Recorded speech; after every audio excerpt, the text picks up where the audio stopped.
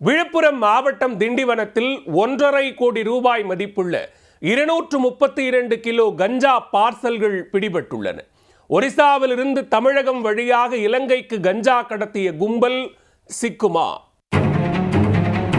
விழுப்புரம் மாவட்டம் திண்டிவனம் அடுத்த ஒலக்கூர் காவல் நிலைய எல்லைக்குட்பட்ட பாதிரி கிராமத்தில் கஞ்சா கடத்தப்படுவதாக காவல்துறையினருக்கு ரகசிய தகவல் கிடைத்துள்ளது.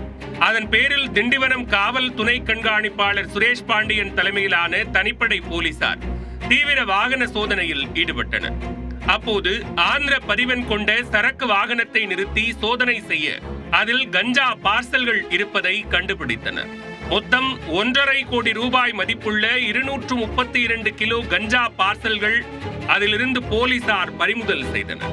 சரக்கு வாகன ஓட்டுநர் மற்றும் அவருடன் இருந்தவரை பிடித்து காவல் நிலையம் அழைத்துச் சென்று டிஎஸ்பி சுரேஷ் பாண்டியன் மற்றும் அதிகாரிகள் தீவிர விசாரணை மேற்கொண்டனர். ஒரிசாவிலிருந்து கடத்தி வரப்பட்ட கஞ்சா ஆந்திரா திருப்பதி வழியாக சென்னைக்கு கொண்டு வந்துள்ளனர். பின்னர் சென்னையிலிருந்து ராமநாதபுரம் மாவட்டம் ஆர்எஸ்புரம் கொண்டு சென்று பின்னர் அங்கிருந்து கடல் வழியாக இலங்கைக்கு படகில் கடத்தி செல்ல திட்டமிட்டுள்ளனர். கஞ்சாவை கடத்தி வந்த நபர்கள் கேரள மாநிலம் கச்சக்கோடு பகுதியைச் சேர்ந்த உதயகுமார் என்பதும் அதே பகுதியைச் சேர்ந்த ஆசிப் என்பதும் விசாரணையில் தெரிய வந்துள்ளது.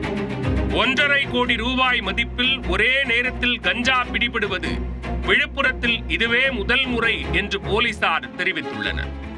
கஞ்சா கடத்தலில் வேறு யாருக்கெல்லாம் தொடர்பு உள்ளது என்பது குறித்து காவல்துறையினர் தீவிர விசாரணை மேற்கொண்டு வருகின்றனர்.